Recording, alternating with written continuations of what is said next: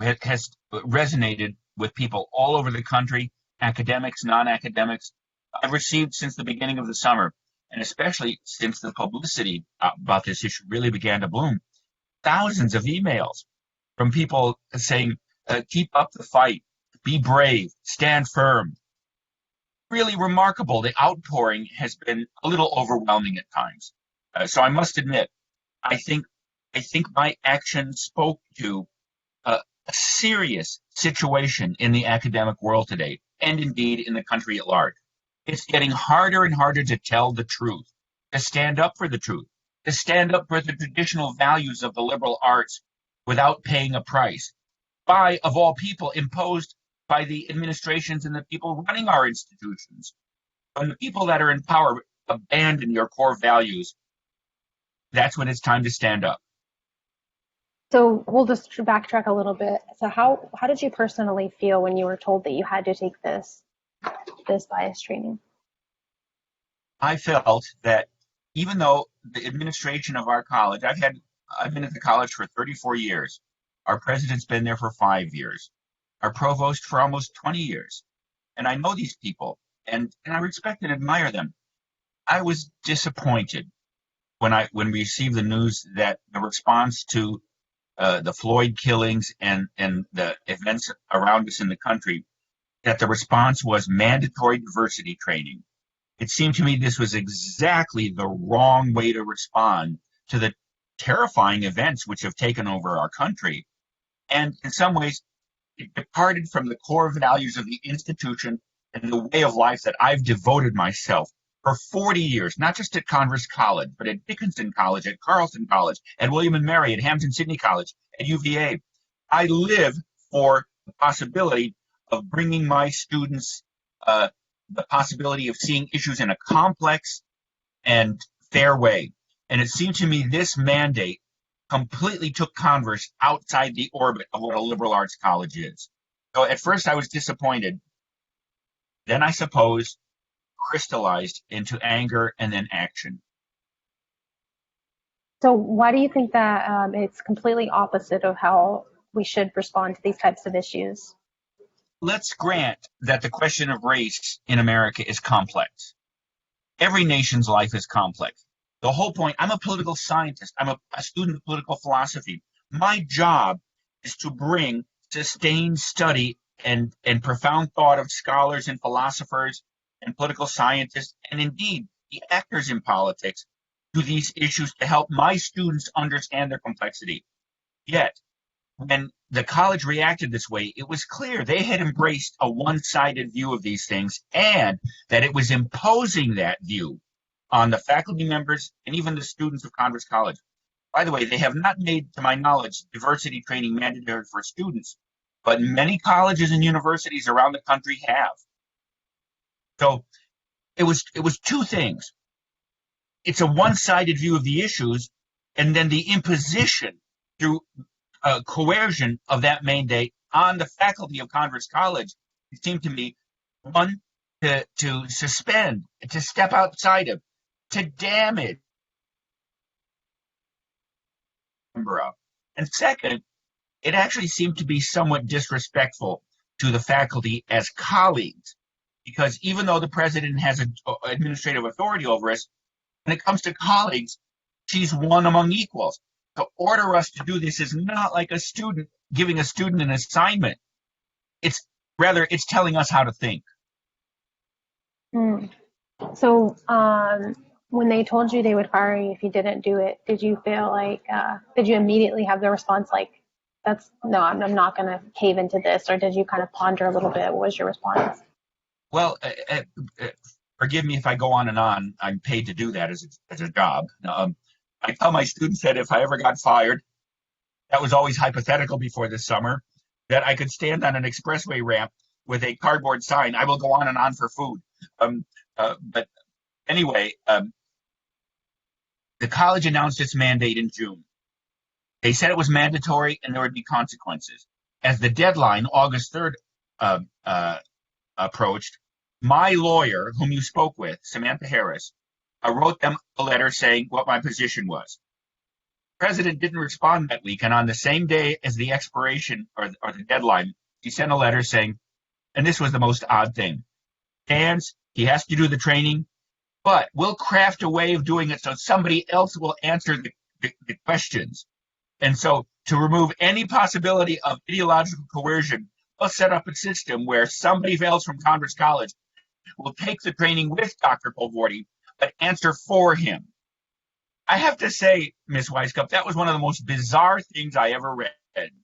So my lawyer and I talked the rest of that day, and at 4:45 p.m., I finally said, no, contact the president and say we reject that idea. I'm not going to undergo the mandate. At 6 o'clock, the provost, so the deadline expired. At 6 o'clock, the provost sent out a message. If you failed to comply with the mandate, you are facing consequences up to and including termination. And they gave me a 3-day extension. How did I feel at that point? I'll be honest with you. I felt as if I'd taken a step, and I wasn't sure where the step was going to end. I actually thought at that point I was going to be terminated. May I tell you something remarkable? All throughout this, especially when my friends throughout the academic world and to make context, a remarkable group of professors and philanthropists headed by my friends at Princeton University got together to pay the funding for all of my legal expenses. My lawyer did not represent me pro bono. It turns out that this group of philanthropists and professors paid all of my legal expenses and were willing to pay almost unlimited expenses. I'm not sure my college thought that was coming. And then that night, when I received the provost's message, they got together and crafted a contingent academic award for freedom that if I was fired, I would be awarded 2 years of my salary as an academic prize for standing for academic freedom. I have to tell you, Ms. Wisecup, my mood completely changed. At that point, my whole life looked different than it had 3 hours earlier. Now, of course, what happened was, it turns out that that next week, I let the Thursday deadline elapse without any response. Then I received a confidential letter by post the next week on Thursday the 13th that said, we are not terminating you. We are putting a letter of reprimand on your record. You will not receive a raise. And let me just say, by the way, they sent a letter out to the faculty a month earlier. Nobody's getting a raise. Oh, and that I have to obey the Title IX mandatory training this fall. Let me just say, I have no problem with that. The Title IX training is in consequence of federal mandates and is informational about how we observe, especially with the new changes in Title IX that the Trump administration and through Betsy DeVos engineered. I have no problem with that training. That's informational. That's not imposed ideology. So that's how this all turned out. Now, I have to admit, I was so thrilled by the offer of the academic award in compensation for my lost salary. Part of me also almost wished that the more dramatic outcome had come. But don't get me wrong. I'm glad not to have been fired. My friends and I consider this a victory. The college stepped up to the brink and backed down. At least that's how we interpret it. And I'm still teaching. My classes started, and I'm doing the thing that I love doing more than anything else in the world, and that is opening up young minds to the complexity and depth and beauty of the world around them. That's awesome. It's such an inspiring. So just to be clear, your colleagues from Princeton got together and raised funds for the academic award, right? That was from their raising funds. Correct. Okay. I would say that rather some importantly connected professors and some connected and supportive philanthropists donated the funds. So again, what that did was during the conflict, it completely enabled me to have not only legal representation, but since you spoke with Ms. Harris, top-notch legal representation from somebody who is a remarkable mind herself and who is clearly an expert in this field of law without having to pay a cent. Let me assure you, that was a remarkable relief during this whole conflict. And when they offered this backup award, again, I guess I don't want to bring praise to myself because the Jewish tradition says we shouldn't, unless your mother praises you, in which case that's fine. But it completely removed, after I had already made the decision, risk getting fired, and thought I was going to be fired, it completely removed any negative consequences of that decision. That was truly, I'm a religious person. I really do believe that was a salvation that came from the Lord. And good friends. Yeah, of course. That's awesome. So, so, just on a wider scope, what do you think, is at stake if you didn't stand up for this? Why do you feel like it was very crucial that you took this step? And not only for you can address it from your perspective, but also like this, we both know this problem is very widespread. So I'd say there are three contexts for this decision. My college, the nature of the college, and me as a member of the college, as somebody who supports its core mission of the liberal arts. That's one context. The second context is the larger academic world, which has reacted to these issues remarkably uniformly as my administration did. Almost every college and university has imposed some kind of mandatory training, and moreover has often put in motion remarkably illiberal measures, such as a bias reporting committee, or a committee at Princeton, for instance, that would supervise all faculty writings and statements in and out of class for racial bias. You have to. So the second context is frankly the corruption of the academic world, and the academic world moving away from its core values. And the third one, of course, is the national conversation about race. There can't only be one side to this, and the problem is the consensus in the media and in the academic world, and in some ways part of the political establishment, is there's only one way to understand this issue. That just can't be.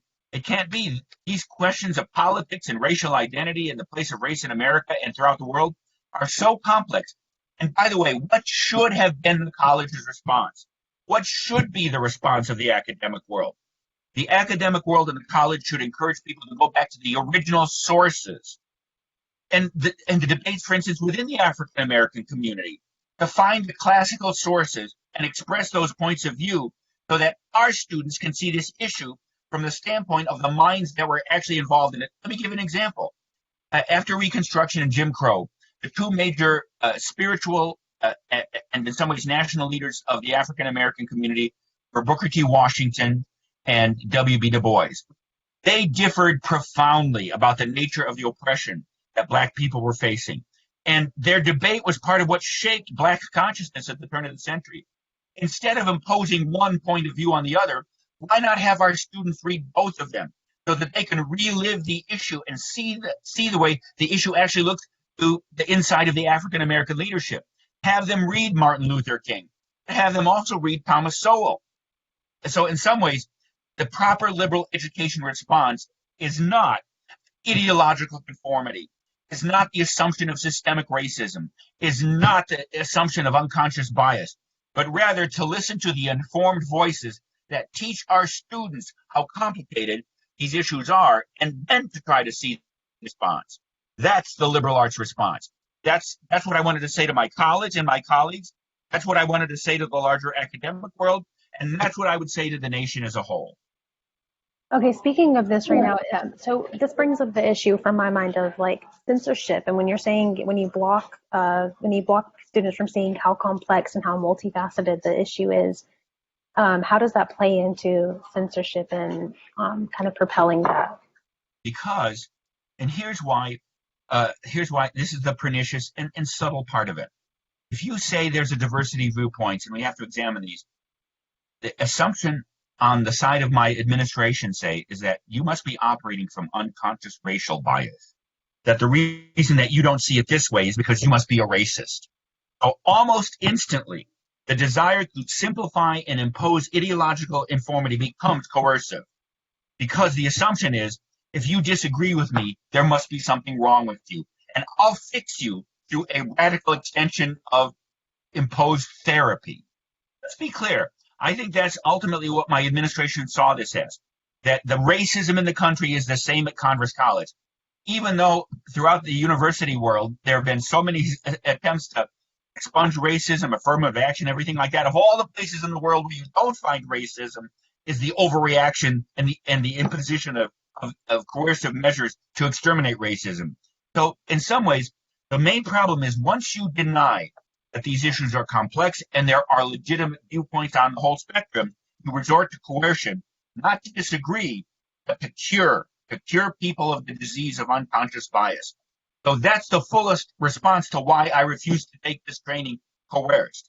Because really the administration was not inviting me or my colleagues to enter into a dialogue about race.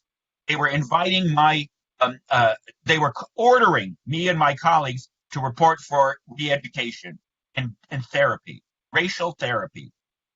So what would you say to people who, like to your critics who are saying you're making a big deal, it's just training, it's, why don't you just take it? What would you say to those people? And by the way, I heard plenty of those voices from some of my colleagues, from some of my friends. Just take it, get it over with, and then criticize afterwards. It's not because I have a penchant for self-dramatization. It isn't because I crave attention. Sometimes the leaders of your country, the leaders of your institution make profound and consequential errors. And oftentimes it's their very position of authority which prevents them from seeing the errors they have made. So I have to say, there are times when conscientious resistance is the necessary response. Had I simply taken the training, I have to say it was the threat. It was the stand of non-obedience and the threat of losing my job and my livelihood. It's not that it turned me into a hero, but it clearly said to the world, these things matter to me. Having a job as a liberal arts professor means more to me than just having a job.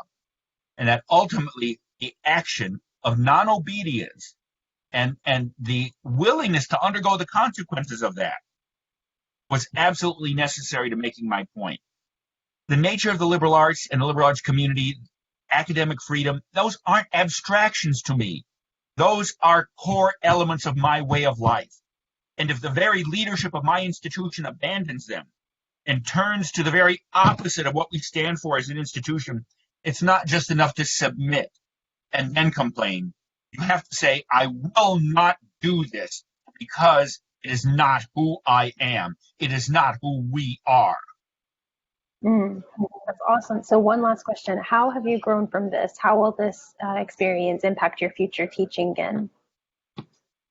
Well, I'd have to say, and on my YouTube videos, I'm going to resume them because my lawyer said to refrain until some of this was settled, as you know.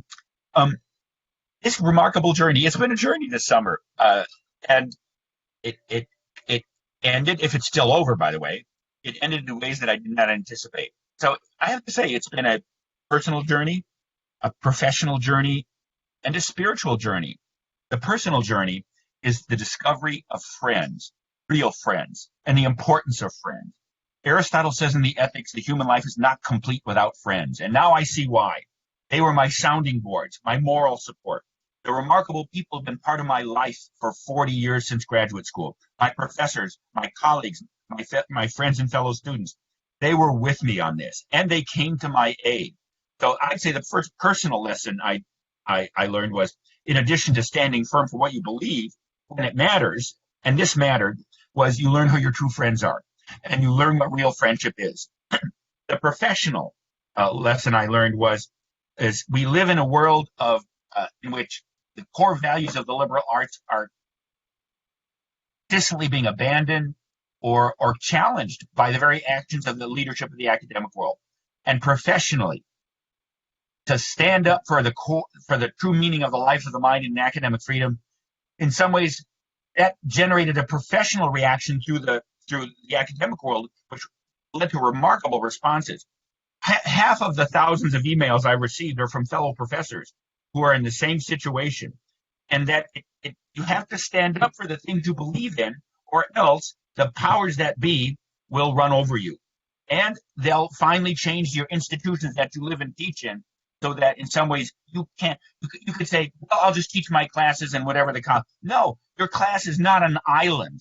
It's not it's in a larger sea of culture and influence.